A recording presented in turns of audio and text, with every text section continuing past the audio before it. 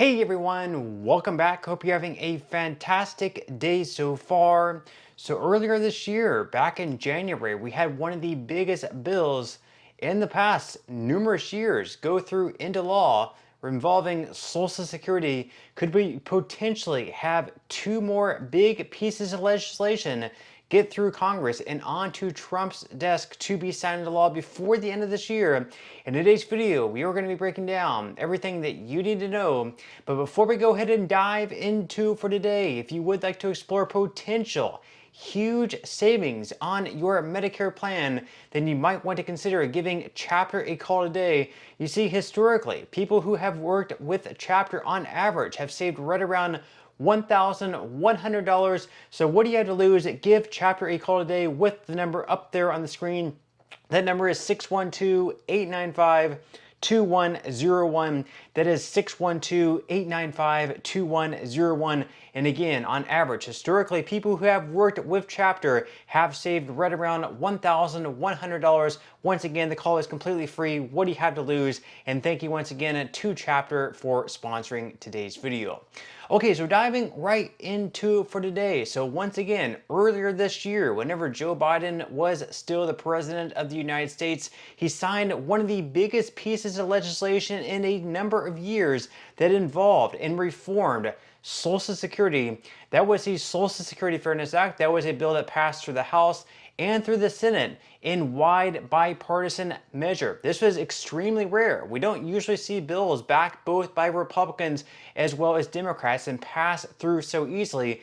But this one did, and what it did is it repealed two different measures. It repealed the windfall elimination revision, and it also repealed the government pension offset. So basically, if you're a public sector worker, like a teacher, a firefighter, or a police officer, and throughout your working career, you did not pay taxes into Social Security. Instead, you actually received your own pension. But before you got into that career or after you left that career, you did have a separate job where you did pay into Social Security and you became eligible for Social Security benefits because you earned enough credits for it. Just because you're receiving the pension, the normal Social Security benefit that you otherwise would have received if you did not have a pension actually gets unfairly reduced. But because this bill was signed into law, we have a number. We had right around 3 million Social Security beneficiaries currently who ended up receiving an increase of anywhere between $300 to $700 per month, plus retroactive benefits dating all the way back to January of last year, 2024. This was absolutely monumental. This was huge. You can see up there on the screen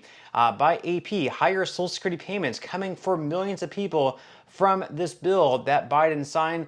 Once again, Biden signed it, the Republicans and Democrats worked together to get that bill passed through the finish line.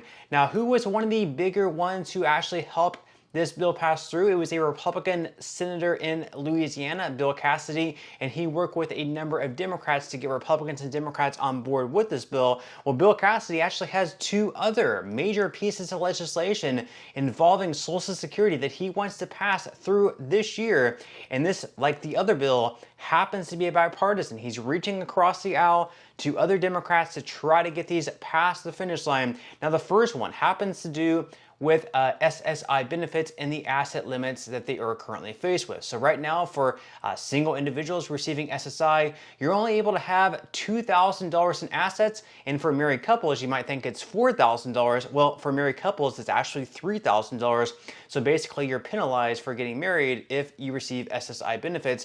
And this is something that has not been updated since like the 1980s, so it's been like 40 years. And even though all this inflation has taken place over the last 40 years, they have not actually increased the asset limits over that time period. Absolutely ridiculous. I mean, $2,000 back in the 80s, might have been a decent amount of money, but $2,000 today is almost nothing. It's really not going to get you anywhere. So I can't believe they did not attach this to inflation back then. But Bill Cassidy is actually right now working with Democrats to increase the asset limits by 5x the amount, so it would be $10,000 for individuals, and then for married couples, you would no longer be penalized for being married.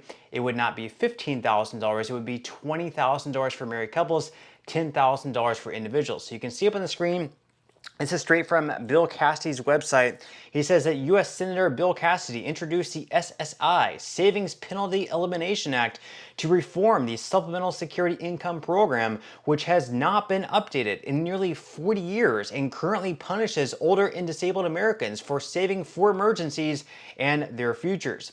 Cassidy's legislation would update SSI's asset limits to ensure that disabled and elderly Americans are able to prepare themselves for a financial emergency without putting the benefits they rely on at risk. Now, right now, individuals with a disability or those age 65 and older are only eligible for supplemental security income if they have under $2,000 in assets. SSI's marriage penalty restricts married couples to a total of $3,000 in financial resources to remain eligible, and a study by JP Morgan Chase suggests that current asset and income limits on federal benefits for people with disabilities make it harder for them to work a part-time job or save for an emergency. The SSI Savings Penalty Elimination Act would raise the SSI asset limits to $10,000 for individuals and $20,000 for married couples and index them to inflation moving forward. The last update to SSI asset limits was passed by Congress in 1984 and went into effect in 1989. So it's been since 1984 since the last asset limits for SSI was updated. That was over 40 years ago, and all this inflation has taken place since then, and they did not yet update that. It's completely crazy to me. Leave your thoughts and comments below on that. I also like the fact that they were going to be attaching this to inflation, so every single year the asset limits are going to get bumped up. So it's going to start at $10,000 for individuals, for example, and $20,000 for couples. The next year that might get bumped up to, let's say, like $10,100. The year after that, it might be $10,200, just hypothetically speaking. Not sure what they're going to attach this to, if they're going to use like the CPI-W method that they use for the cost of living adjustments, or what exactly they're going to use to bump this up every single year. But I think it's a great idea. And once again, it's an idea that is being backed by both Republicans and Democrats. And you can see up on the screen what counts as resources. So cash, obviously, bank accounts, stocks, mutual funds, and U.S. savings bonds, land, life insurance, personal property, vehicles, anything else you own which could be changed to cash and used for food or shelter, and deemed resources. And as far as what do not count as asset limits for SSI, the home that you currently live in and the land is on, one vehicle regardless of value if you or a member of your household use it for transportation, household goods and personal effects, life insurance policies with a combined face value of $1,500 or less, burial spaces for you or your immediate family, and some other things like that. But again, at the end of the day, $2,000 for individuals is just not enough. This year in 2025, it probably wasn't even enough back in the 80s, but today, 2025 numbers, $2,000 is obviously worth a lot less today than what it was 41 years ago. Completely crazy. They definitely need to update this. And once again, this is an idea being backed by Republicans as well as Democrats. This is an idea that absolutely should pass.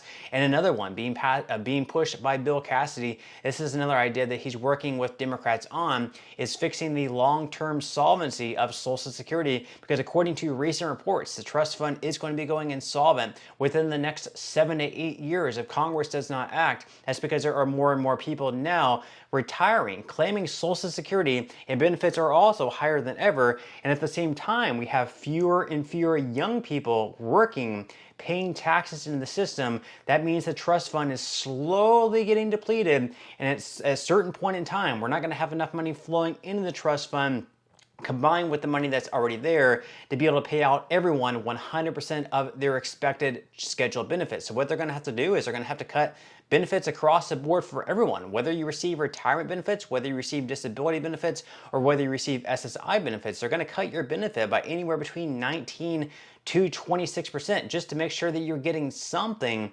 And a 19 to 26% cut, that's going to be very, very devastating. There's already, a lot of people who rely completely on Social Security and they're living paycheck to paycheck. Now just imagine having a cut from what you're already receiving is going to force a lot of people to go back to work. They're not going to be able to get by on what they're receiving in Social Security and then deducting an extra 20 to 26% from what they're receiving, it's going to be very hard. But according to Bill Cassidy's idea, you can see this article here from Investopedia.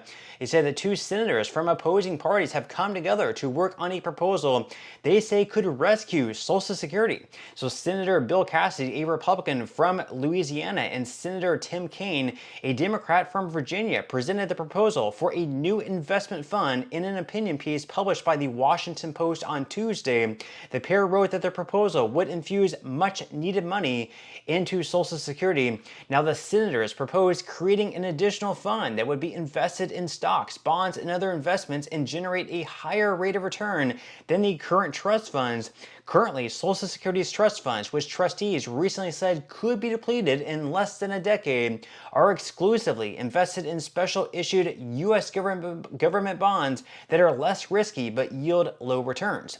The senator said their plan for an investment fund would run parallel to the current trust fund, not replace it. Cassidy and Kaine believe the plan would ensure no one on Social Security or nearing retirement would see any change to their benefits, and in order to do so, the pair suggest a $1.5 trillion in upfront investment to kickstart the fund and give it 75 years to grow. While the Treasury would have to temporarily provide benefits to beneficiaries, the new fund would then pay it back once those 75 years are up and supplement payroll taxes to fill a gap in the future.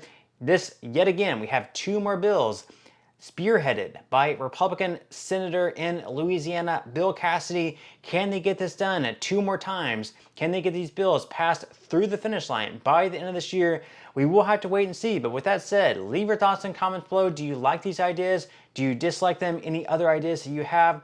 Leave your thoughts and comments below. But that's all we have for today's video, and I will see you in the next one.